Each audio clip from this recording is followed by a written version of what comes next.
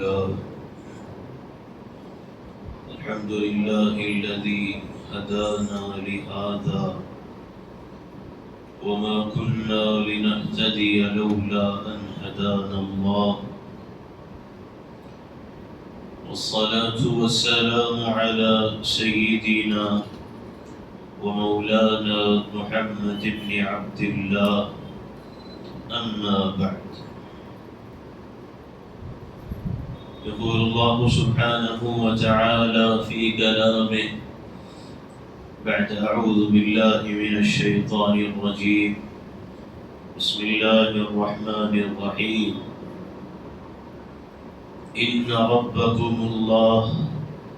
الذي خلق السماوات والأرض في 6 أيام ثم استوى على العرش يغشي الليل النهار يطلبه حسيسا والشمس والقمر والنجوم مسخرات بأمره ألا له الخلق والأمر تبارك الله رب العالمين صدق الله العظيم وقال النبي صلى الله تبارك وتعالى عليه وسلم أجل الله يغفر لكم أو كما قال عليه الصلاة والسلام. میرے نہایت قابل احترام بزرگوں، عزیز دوستوں، نوجوان ساتھیوں، گزشتہ کئی جمعوں سے ہمارے درمیان سورہ فاتحہ کے متعلق گفتگو بات چلتے چلتے اللہ جل جلالہ وعم نوالہ کی کئی صفات میں سے ایک عظیم الشان، عظیم ترین صفت رب العالمین کا تذکرہ چل رہا تھا، اور اب تک اس کی 11 نشستیں اور 11 قسطیں ہمارے درمیان بیان ہو چکی ہیں۔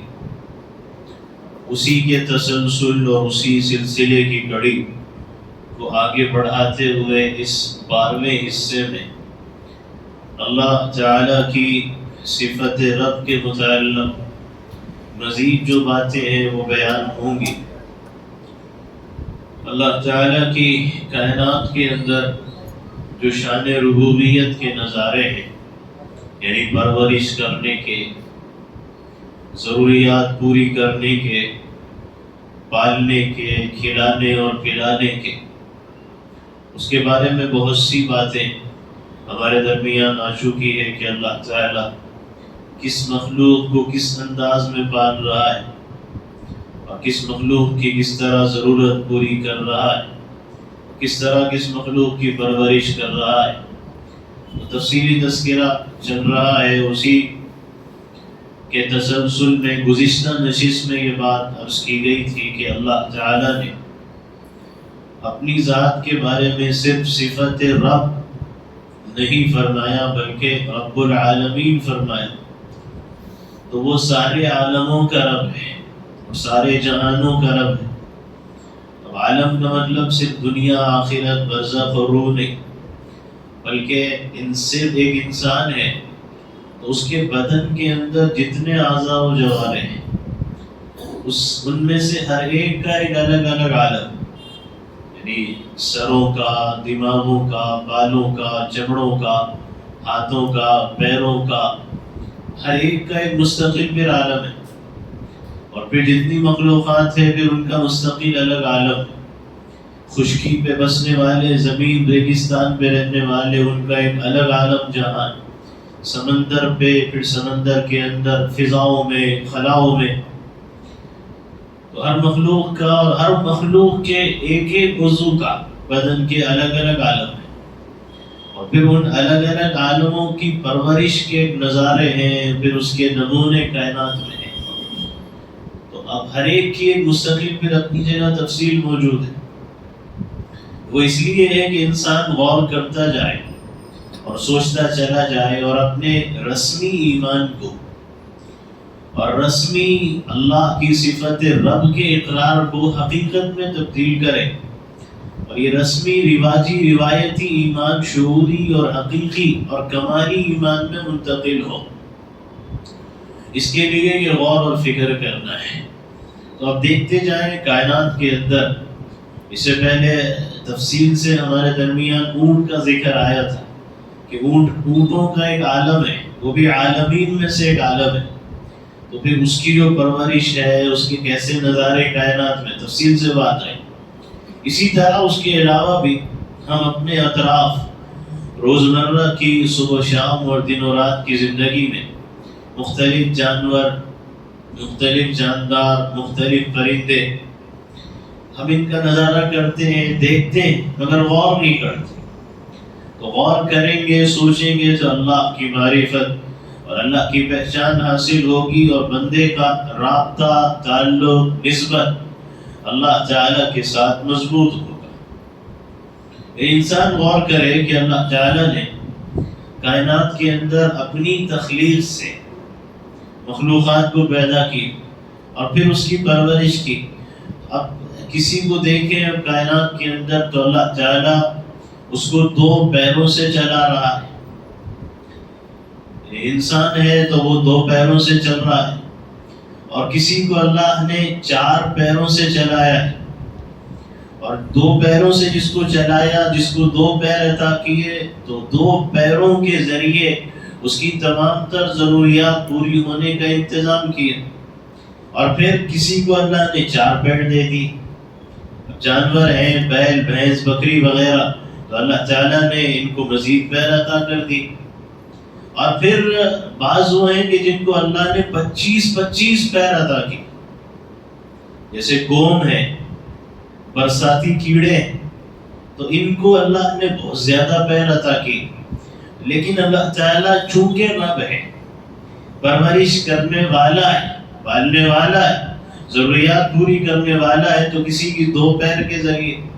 کسی کی 4 پیر کے ذریعے، کسی کو 25 پیر دے گا، اس لیے کہ اللہ تعالیٰ ہر چیز پہ قادر ہے۔ اس کے جیسا کمال کسی میں نہیں، اس کی قدرت، اس کی قوت، طاقت کسی کو حاصل نہیں، تو جیسے چاہے تخلیق کرے اور جیسے چاہے بنائے، اور ضروریات پوری کرنے اور پرورش کا انتظام کرنے۔ اسی کو اللہ نے قرآن کریم میں ذکر کیا ہے کہ وَاللَّهُ خَلَقَ كُلَّ دَابَّةٍ فَمِنْهُمْ مَنْ يَمْشِي عَلَى بَطْنِهِ وَمِنْهُمْ مَنْ يَمْشِي عَلَى رِجْلَيْنِ وَمِنْهُمْ مَنْ يَمْشِي عَلَى 4 کہ اللہ نے ہر جاندار کو پیدا کیا، کوئی 4 پیروں پہ چل رہا ہے، کوئی 2 پیروں پہ چل رہا ہے، اور پھر اللہ فرماتے ہیں کسی کو ہم نے پیٹ سے چلایا، کوئی پیٹ کے سہارے سے چل رہا ہے، یعنی جن کو ہاتھ اور پاؤں نہیں ہے، تو ضروری نہیں کہ اللہ ہر ایک کو ہاتھ اور پاؤں ہی دے تبھی ان کی ضرورتیں پوری ہوں، اور تبھی وہ کھا سکیں اور پی سکیں اور پل سکیں اور نشو و نما حاصل کر سکیں، اور تبھی ان کی بھوک مٹے گی اور تبھی ان کی پیاس بجھے گی، ورنہ وہ بھوکے رہیں گے، پیاسے رہیں گے اور تڑپ کے مر جائیں گے۔ ایسا نہیں، چونکہ وہ رب سب کا ہے، ہر عالم کا ہے، ہر جہاں کا ہے اور ہر مخلوق کا ہے۔ تو پیٹ کے سہارے اللہ نے چلایا، جس کو ہاتھ پیر اللہ نے نہیں دیے، اللہ نے اس کو پیٹ کے سہارے چلا دیا۔ کیچوا ہے، سانپ ہے، اللہ تعالیٰ ان کو پیٹ کے سہارے چلا رہا ہے، اور بغیر ہاتھ پیر کے اللہ ان کی ضروریات پوری کر رہا ہے۔ تو یہ نظارے کائنات کے اندر ہر مخلوق پہ غور کرتے جائیں، اس کی پرورش، ضروریات کے انتظامات کی رب کی طرف سے جو کائنات کے اندر انتظامات کے جو نظارے اس کو دیکھتے چلے جائیں، تو یقین بڑھتا چلا جائے گا کہ اللہ صرف میری نہیں ہر مخلوق کی ضرورت پوری کر رہا ہے، اور اللہ کو ضرورت پوری کرنے کے لیے ہاتھ اور پیر کی ضرورت بھی نہیں، کسی کی ہاتھ سے، کسی کی پیر سے، کسی کی پر سے، کسی کی چونچ سے، کسی کی سونڈ سے، تو اللہ تعالیٰ مختلف ذرائع وسائل سے، مختلف اعضاء و جوارے سے پرورش کا انتظام کر رہا ہے۔ تو اللہ نے عجیب مخلوقات کائنات کے اندر عجیب انداز میں اللہ تعالیٰ نے پیدا کی ہے۔ انسان ہے تو اللہ نے انسان کو سیدھا چلنے کے قابل بنایا۔ انسان اور چوپائے جو ہے یہ سیدھا چلتے ہیں، سر اوپر پیر نیچے، اور اللہ سیدھا چلا کر سر اوپر پیر نیچے رکھ کے ان کی ضروریات پوری کر دیتا ہے. اور بعض وہ ہیں کہ جن کو اللہ نے الٹا چلنے کی صلاحیت بھی دی اور وہ الٹا چل کے بھی اپنی ضروریات پوری کر لیتے. جیسے آپ دیکھیں چیونٹی ہے, جھنگور ہے, چیونٹی ہے, اور اسی طرح چپکلی وغیرہ آپ دیکھیں یہ چھتوں کے اوپر اور دیواروں کے اوپر الٹا چلنے کے بھی قابل. ان کا دھڑ اوپر ہوتا ہے, سر نیچے ہوتا ہے, اللہ تعالیٰ ان کو الٹا چلا کر بھی ان کی ضروریات پوری کر رہا ہے. کسی کو سیدھا چلا کے, کسی کو الٹا چلا کے, چونکہ وہ رب ہے اور وہ جس انداز میں چاہے ضروریات پوری کرنے کا انتظام فرماتے ہیں کہ اللہ رب العالمین. اور اسی طرح کائنات کے اندر غور کرتے چلے جائیں, دیکھتے چلے جائیں کہ اللہ تعالیٰ نے کائنات میں پرندے پیدا کیے. پرندوں کو آپ دیکھیں کہ اللہ تعالیٰ نے ان کے اڑنے کے لیے, یعنی ان کے دوڑنے, ان کے چلنے اڑنے کے لیے اللہ تعالیٰ نے ان کو پر عطا کر دی کہ انسان چلے گا پیروں سے, بیل بھینس بکری چلیں گے پیروں سے, لیکن پرندے تو پرندوں کو اللہ نے پر عطا کر دی ہے کہ پروں سے اڑتے ہیں, پروں ہی سے ان کا چلنا ہے, پروں ہی سے گویا ان کا دوڑنا اڑنا ہے. تو اللہ نے ان کو پر عطا کر دیے, سب سے زیادہ پر کے سہارے وہ اڑتے ہیں اور اس کے ذریعے اللہ ان کی ضروریات کو پوری کر رہے ہیں.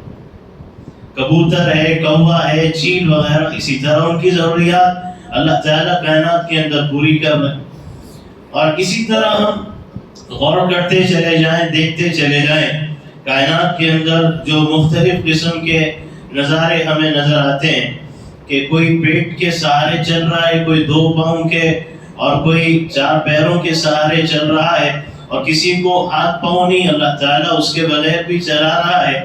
اسی طرح کائنات کے اندر ہم غور کریں کہ ایک تو ہے سیدھا چلنا, ایک ہے الٹا چلنا, اس کا ذکر ہے. اسی طرح بعض مخلوق ایسی ہیں کہ جو سیدھے ٹھہرتی ہے, بعض مخلوق ایسے ہیں کہ جو الٹے بھی ٹھہر سکتی, ایک جگہ ٹک سکتی ہے. انسان جانور ہے, ٹھیک ہے, وہ سیدھے ٹھہریں گے, سر اوپر پیر نیچے, لیکن دوسرے آپ کو پرندے نظر آئیں گے, بڑباغل ہے, چمگادڑ وغیرہ, ان کو آپ دیکھیں کہ وہ درختوں کے اوپر الٹا لٹکے ہوئے ہوتے ہیں, الٹا لٹکے ہوتے ہیں, ان کا سر نیچے اور دھڑ اوپر ہوتا ہے. اسی طرح آپ چھتوں پہ, دیواروں پہ دیکھیں, وہاں پہ مکھی اور مچھر, اللہ نے ان کو الٹا بیٹھنے کی صلاحیت دے دی, اور اس طرح اللہ تعالیٰ ان کی ضروریات کو کائنات کے اندر پوری فرما رہا ہے. اور پھر اسی طرح کائنات میں انسان ہے, تو انسان کو پکڑنے کے لیے, کھانا کھانے کے لیے, اپنی حفاظت کے لیے, منہ میں لقمہ نوالا ڈالنے کے لیے, پانی کا گھونٹ حلق میں اتارنے کے لیے انسان ہاتھوں کو استعمال کرتا ہے. محنت مزدوری کے لیے انسان کو ہاتھ چاہیے, ہاتھ نہیں ہو تو انسان زندگی کے کام کاج نہیں کر سکتا. لیکن اللہ تعالیٰ نے دوسری مخلوق ایسی پیدا کی کہ اللہ نے ہاتھوں کے بغیر بھی ان کی زندگی کے سارے کاموں کا انتظام کر دیا. جیسے پرندے ہیں, تو پرندوں کو اگر دانا کھانا ہے تو اللہ نے چونچ کے ذریعے انتظام کی, کہ نہ اس کے لیے وہ ہاتھ کا استعمال کریں گے, نہ پیر کا استعمال کریں گے. پرندہ چونچ کے ذریعے ہی گھونسلہ بنا رہا ہے, اور چونچ کے ذریعے ہی دانا کھا رہا ہے, اور چونچ کے ذریعے ہی اپنے بچوں کو دانا کھلا رہا ہے. اور پرندہ چونچ کے ذریعے ہی اپنے جسم کی حفاظت اور بچاؤ بھی کر رہا ہے. اور پرندہ اپنے چونچ کے ذریعے ہی اگر جسم میں کھجلی خارش ہوتی ہے تو اسی چونچ کے ذریعے اپنی کھجلی خارش کو دور کرتا ہے. اپنے جسم پہ گندگی میل کچیل لگتا ہے, وہ اپنے چونچ سے صاف کرتا ہے. یعنی اللہ تعالیٰ کو ضروریات پوری کرنے ہاتھ ہی کی ضرورت ہے, کیونکہ محتاج تو مخلوق ہے, وہ کسی کو محتاج نہیں. تو اللہ اس کے بغیر بھی پوری کر رہے ہیں, گھونسلہ بھی چونچ سے بنا رہے ہیں. تو غور کرتے جائے انسان کہ اللہ جیسا کمال کسی میں نہیں, اللہ جیسی قدرت کسی کی نہیں, اللہ جیسی پرورش کسی کی نہیں. غور کرے گا تو پھر یہ یہ جو رب العالمین زبان سے روزانہ فرض و سنت، واجب و نفل میں سینکڑوں مرتبہ کہہ جاتے ہیں، وہ پھر دل کی گہرائی میں اترے گا اور حقیقی یقین کی شکل و صورت اختیار کرے گا۔ بس یہ کہ انسان غور کرے، سوچے، اور انسان اس کائنات کو، یہ مخلوقات کو بے مقصد، بیکار، بے فائدہ مت سمجھے کہ اللہ تعالیٰ کوئی مخلوق اللہ نے ایسی بنا دی ہے کہ اگر ان کے پاس ہاتھ پیر نہیں ہے تو وہ چونچ کے ذریعے اللہ انتظام کر رہا ہے، اور کوئی دم ہے، کوئی جانور ایسا ہے کہ وہ اپنی حفاظت دم کے ذریعے کرتا ہے، اپنے بدن کی صفائی کرنا ہے تو دم کے ذریعے کر لیتا ہے۔ آپ جانوروں کو دیکھیں کہ اگر ان کے جسم پہ مکھی، مچھر، کیڑا بیٹھ گیا تو وہ اپنی دم ہلا ہلا کے اس کو اڑا دیتے، تو اللہ نے دم کے ذریعے ان کے لیے انتظام کر دیا۔ اور اسی طرح اللہ نے ایسی مخلوق بھی پیدا کی ہے کہ اگر وہ کسی کو مارنا ہو، حملہ کرنا ہو، اپنی جان بچانا ہو تو وہ دم کے ذریعے اپنے بچاؤ کا انتظام کرتے ہیں، ان کو ہاتھوں اور پیروں ہی کی ضرورت نہیں، دم کے ذریعے اللہ نے ان کی حفاظت کا انتظام کر دیا۔ جیسے بچھو ہے، سارسل ہے، تو اللہ نے یہ ایسا جانور پیدا کیا ہے کہ ان کی دم کے اندر خطرناک کانٹے ہوتے ہیں، اس سے یہ حملہ کرتے ہیں، اس سے بچاؤ کرتے ہیں، تو دم کے ذریعے اللہ تعالیٰ نے انتظام کیا۔ مچھلی بھی جو اپنا بچاؤ کرتی ہے وہ دم کے ذریعے کرتی ہے، پرندے پر اور چونچ کے ذریعے اپنے بچاؤ کر رہے ہیں۔ تو چونکہ بچاؤ اور حفاظت بھی ایک ضرورت ہے، ہم نے یہ سمجھا ہے کہ رب کا مطلب بس پالنے والا، کھلانے پلانے والا، ہر ضرورت کو پوری کرنے والے کا نام رب ہے۔ جیسے شروع میں ذکر آیا کہ رب اس ذات کو کہتے ہیں جو ہر زمانے کی، ہر عمر کی، ہر گھڑی کی، ہر ضرورت کو اور ہر تقاضے کو پوری محبت اور پورے شفقت کے ساتھ کمال درجے تک پہنچاتا ہے، اس کو رب کہتے ہیں۔ تو ضرورت حفاظت بھی ہے نا، جیسے عزت کا ملنا ضرورت ہے، ذلت سے بچنا ضرورت ہے، کھانا اور پینا، کپڑے اور لباس، سردی اور گرمی سے بچاؤ، اولاد اور نسل اور اہل و عیال، سب ضرورت۔ تو یہ بھی اللہ نے ضروریات کا انتظام کر دی۔ اور اگر کسی کو چونچ نہیں ہے اور پر نہیں ہے تو پھر اللہ نے اس کی حفاظت کے لیے ایسا جانور بھی پیدا کیا کہ جس کو سونڈ عطا کر دیا۔ یعنی ہاتھی، ہم نے کھانا ہے تو ہم اپنے منہ سے کھائیں گے، دانت سے نوچیں گے اور چبائیں گے اور نوالا اور لقمہ حلق میں اتاریں گے، لیکن ہاتھی کو دیکھو، پانی پینا ہے تو سونڈ سے پی رہا ہے، گنا کھانا ہے سونڈ سے کھا رہا ہے، کسی کو اٹھا کے پھینکنا ہے تو سونڈ سے اٹھا کے پھینک رہا ہے، اپنی صفائی کرنا ہے سونڈ سے کر رہا ہے۔ تو اللہ نے سونڈ عطا کر دیا، تو اللہ کو اس بات کی ضرورت نہیں ہے کہ منہ ہوگا تو پیٹ بھرے گا، اللہ کو اس بات کی ضرورت نہیں کہ ہاتھ پیر ہوں گے تو یہ جی سکیں گے، نہیں، اللہ نے سونڈ کے ذریعے بھی انتظام فرما دیا۔ بس یہ کہ انسان غور کرتا چلا جائے، سوچتا چلا جائے تو انسان کو یہ قدرت کے راز کھلتے چلے جائیں گے، جو کہ حقیقت میں ہماری آنکھوں کے سامنے اللہ تعالیٰ نے دکھا دیا ہے کہ روزمرہ کی زندگی ہے، اس میں غور کرتے چلے جاؤ، سوچتے چلے جاؤ کہ اللہ نے کیسا انتظام کیا اور کیسے اللہ مخلوقات کی پرورش کر رہا ہے، ان کی حفاظت کا انتظام بھی، ان کے کھانے پینے کا انتظام بھی۔ بعض جانور ایسے ہیں کہ اگر انہوں نے اپنا بچاؤ کرنا ہے، سونڈ سے ہاتھی کر رہا ہے تو اللہ نے گھوڑا گدھا ایسا جانور ہے کہ وہ اپنا بچاؤ، اپنی حفاظت کرنا ہے تو پاؤں سے کرتے ہیں، لات مارتے ہیں اور لات کے ذریعے اپنی حفاظت کرتے ہیں۔ اللہ نے کسی کو سینگ عطا کر دی ہے تو وہ سینگ کے ذریعے اپنی حفاظت کرتے ہیں، اپنی جان بچانا ہے، حملہ کرنا ہے، حفاظت کرنا ہے تو سینگ، اللہ نے ان کو سینگ عطا کر دی۔ اور اللہ نے اگر کسی کو ہاتھ پاؤں نہیں دیے تو ان کو بھن عطا کر دیے کہ وہ بھن کے ذریعے اپنی حفاظت کا انتظام کرتے ہیں، حملہ آور ہوتے ہیں۔ ایک ایک مخلوق ہے، انسان جنہوں نے سائنس پڑھا ہوا ہے ان کے لیے بھی مشکل کام نہیں ہے کہ مخلوقات ہیں، مخلوقات کو دیکھو، اس میں غور کرو. یعنی مخلوقات کے جو اعضاء و جوارے ہیں، جو ان کے بدن کے اعضاء ہیں، گویا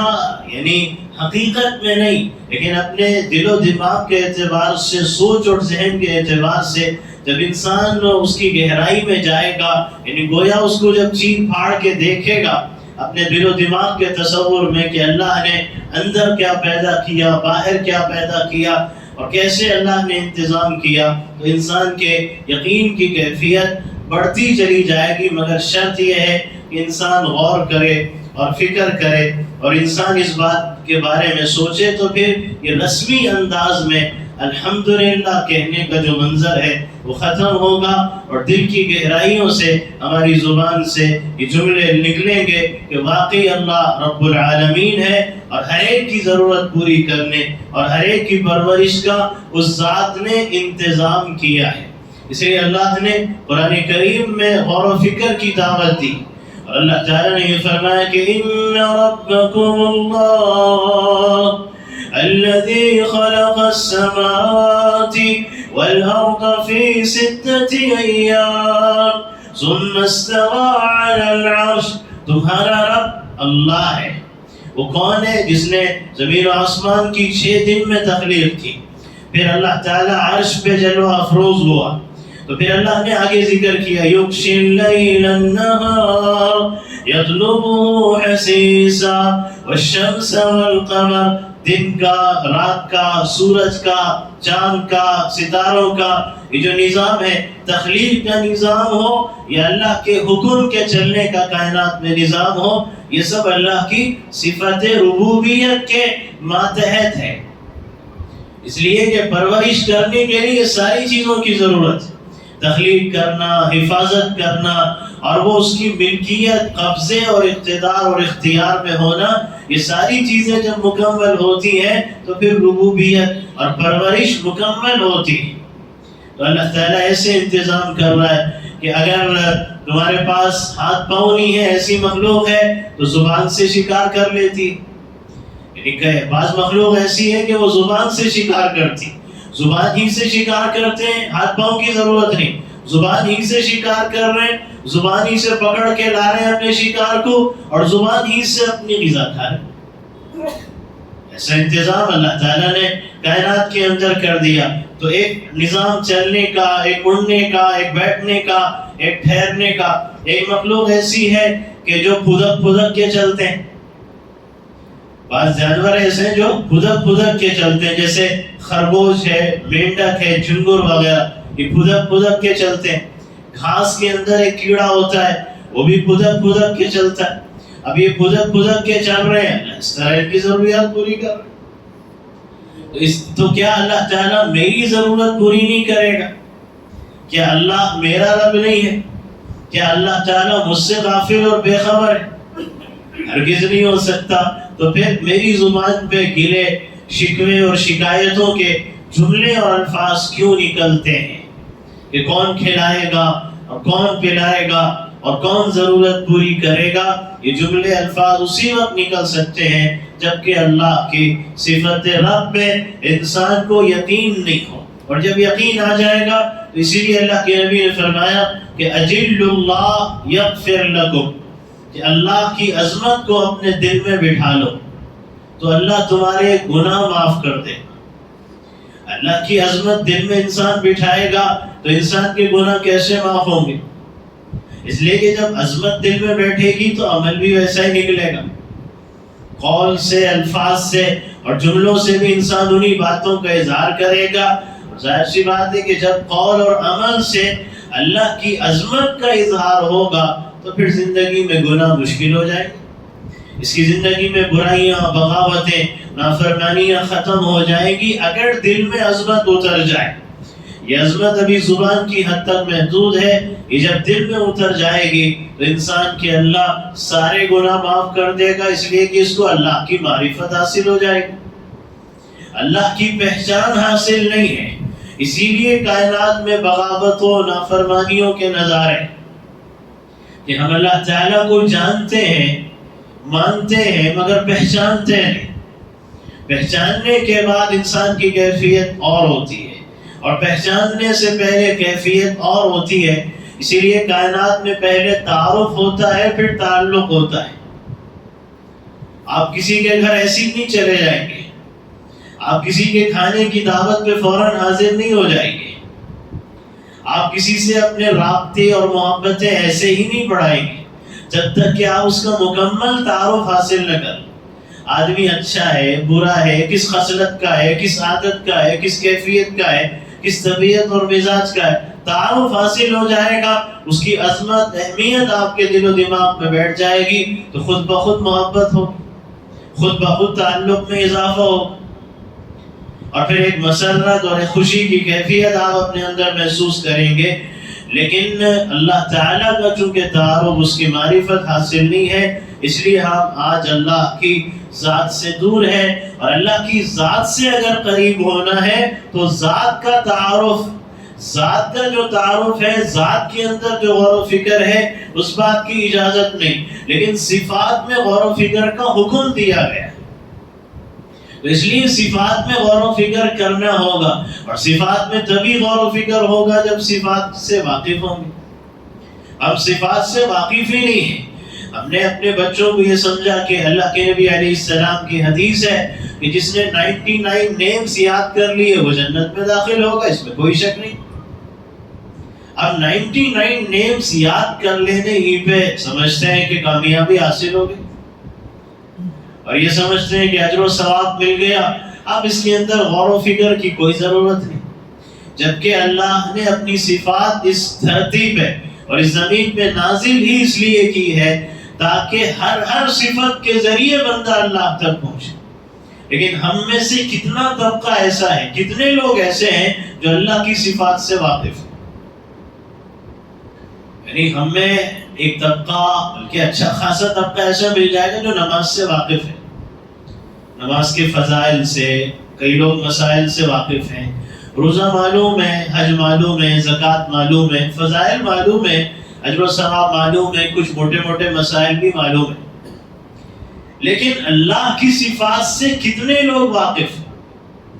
اگر 100 کا مجمع بیٹھا ہو تو کون ہے جو دعویٰ کر سکتا ہے کہ میں اللہ کی صفت سے واقف ہوں؟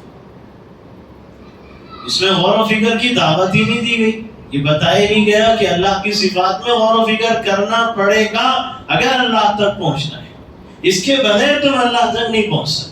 اس کے بغیر اللہ کی معرفت پہچان حاصل نہیں ہو سکتی۔ اسی لیے اللہ نے قرآن کریم میں دعوت کیا دی ہے کہ سنُرِيهِمْ آيَاتِنَا فِي الْآفَاقِ وَفِي أَنفُسِهِمْ حَتَّى يَتَبَيَّنَ لَهُمْ أَنَّهُ الْحَقُّ۔ کہ اللہ فرماتے ہیں کہ ہم عنقریب ان کو اپنی قدرت کی نشانیاں، تخلیق کی نشانیاں، حفاظت کی نشانیاں، ربوبیت کی نشانیاں، رحمت کی نشانیاں، رزاقیت کی نشانیاں، یہ ہم کائنات میں،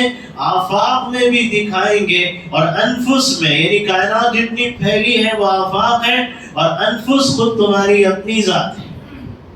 کیوں؟ اس لیے ہم دکھا رہے ہیں تاکہ اس میں غور و فکر کر کے تمہارا دل اس بات کی گواہی دے کہ اللہ کی ذات برحق ہے، اور جو کچھ ہے اللہ برحق ذات کے حکم، اس کے فیصلے سے اور اس کے انتظام سے ہے۔ اس لیے غور و فکر کی دعوت دی۔ تو اللہ تعالیٰ کی جو صفات کی جو آیتیں ہیں اور جو اس کی قدرت کی نشانیاں ہیں، وہ الفاظ کی شکل میں، حروف کی شکل میں قرآن کریم کے اندر ہے، لیکن حقیقت کی شکل میں پوری کائنات میں پھیلی ہوئی ہے۔ الفاظ اس کے پڑھنا ہے اللہ کی صفات کے تو قرآن پڑھو، اور اس کی صفات کی حقیقت دیکھنا ہے تو کائنات دیکھو، کائنات میں غور و فکر کرتے چلے جاؤ کہ اللہ نے کیسے کیسے انتظامات کیے ہیں۔ درخت ہیں، نباتات ہیں، زمین سے اگنے والی اللہ کی مخلوق ہے، درخت، پودے، نباتات۔ تو یہ بظاہر تو خیر ایک نباتات ہے، ایک بے جان سی چیز نظر آتی ہے، لیکن آپ غور کریں کہ اللہ تعالیٰ نے ان کی ضروریات پوری کرنے کا بھی تو انتظام کیا ہے۔ ایک تو میری ضرورت ہے جو درخت نباتات پودوں اس کے پھلوں اور پھولوں اور میووں سے پوری ہو رہی ہے اور پتوں سے پوری ہو رہی ہے، لیکن اللہ نے ان کی بھی تو ضروریات پوری کرنے کا انتظام کیا، تبھی تو یہ پلے اور بڑھے اور پروان چڑھے۔ تو اللہ تعالیٰ نے یہ جو درخت نباتات ہے ان کو منہ کے بل زمین پہ ٹھہرنے کے قابل بنائے، اس لیے کہ جو ان کا منہ ہے وہ زمین کے اندر گویا جڑوں کی شکلوں کے اندر ہے۔ اللہ تعالیٰ نے اس پر ان کو کھڑا کر دیا، درخت و نباتات، ان کے پیر تو نہیں ہے لیکن اللہ تعالیٰ نے جڑوں کی شکل میں ان کو ٹھہرا دیا، ہاتھ نہیں پیر نہیں، لیکن اللہ تعالیٰ اس کا محتاج تھوڑی ہے، تم محتاج ہو۔ اللہ نے اس پہ درخت و نباتات کو کھڑا کر، اور جب کھڑا کر دیا تو ضروریات پوری کرنا ہے۔ اب اس کو کھاد چاہیے، اس کو پانی چاہیے، اس کی ضرورت ہے، تو یہ کھاد اور پانی وغیرہ جو اس کی ضروریات ہے یہ کیسے پوری ہوگی بھائی؟ ہاتھ نہیں، پیر نہیں، منہ نہیں، زبان نہیں، دانت نہیں، ناک نہیں۔ اللہ اس کی بھی تو ضرورت پوری کر رہا ہے نا، کیسے کر رہا ہے؟ کبھی غور کیا، کبھی سوچا ہے اللہ نے کیسے انتظام کر دیا؟ کہ اللہ تعالیٰ نے عجیب انتظام کیا کہ اللہ تعالیٰ ان کے جو جڑ ہیں، اللہ تعالیٰ نے جڑوں کے اندر سے ان کے لیے ان کی غذا، پانی اور کھاد کا، اور وہ بھی بغیر زبان اور بغیر دانت کے اللہ تعالیٰ نے انتظام کیا کہ اسی سے ان کی ضرورت پوری ہوگی۔ گویا یہ ان کی خوراک ہے اور ان کی غذا ہے، اسی سے وہ پلیں گے بڑھیں گے، زبان منہ دانت کی کوئی ضرورت نہیں۔ تو جب کھانا ہوگا تو یہ اس سے کھا لیں گے، اور پھر ان کو سانس لینا ہوگا تو یہ اپنے پتوں سے سانس لے لیں۔ تم کو سانس لینے کے لیے ناک چاہیے، لیکن ان کے پاس ناک نہیں تو وہ اپنے پتوں سے سانس لیں۔ تو جتنے ذرائع وسائل اور اسباب ہیں تم ان کے محتاج ہو، اللہ تعالیٰ کسی کا محتاج نہیں ہے۔ وہ جس انداز میں اور جس کیفیت میں چاہے اپنی مخلوقات کی ضروریات پوری کرنے کا انتظام کر دے، وہ کرتا رہا ہے، کر رہا ہے، اور پھر کائنات میں دنیا تک یہ سلسلہ، میری موت تک یہ کائنات کے اختتام اور قیامت تک ختم نہیں ہوگا۔ قیامت قائم ہونے کے بعد بھی جیسے اللہ قیامت تک کے لیے رب العالمین ہے، قیامت کے بعد بھی نہ ختم ہونے والی ابد الآباد اور ہمیشہ کی زندگی کا بھی رب اللہ ہی ہے، اس لیے کہ وہاں کی ضروریات بھی تو اللہ ہی پوری کرے گا۔ تو جو وہاں کی ضروریات پوری کرنے والا ہے وہ یہاں کی ضروریات پوری نہیں کرے گا۔ تو اس طرح انسان غور کرتا چلا جائے، سوچتا چلا جائے، اس طرح بہت سی باتیں ہیں، اور ایک ایک مثال ہے جس کو بیان کر کے سمجھانے کی ضرورت اس لیے ہے کہ آج ہمارے یہاں گفتگو اور بات اور ہمارے جو پروگرام ہیں وہ مختلف عنوانات پر، مختلف موضوعات پہ ہوتے ہیں، لیکن اس موضوع پر شاید ہی کہیں یہ اس طرح تفصیل کے ساتھ اللہ کی معرفت پہ اور اللہ کی صفات پہ بات ہو، سرسری سطحی انداز میں کہیں بات ہو جاتی ہے۔ یہ بہت کم لوگ ایسے ہیں جو اس پہ بات کرتے ہیں۔ تفصیلی انداز میں بندوں کو اللہ کا تعارف سمجھانے کی اور اللہ کی معرفت سمجھانے کی ضرورت ہے۔ اب تعالی شانو سے دعا ہے کہ وہ اپنی معرفت، اپنی پہچان اور اپنا تعلق ہمیں عطا فرمائے، اور ان باتوں کو سمجھنے اور اس پر عمل کرنے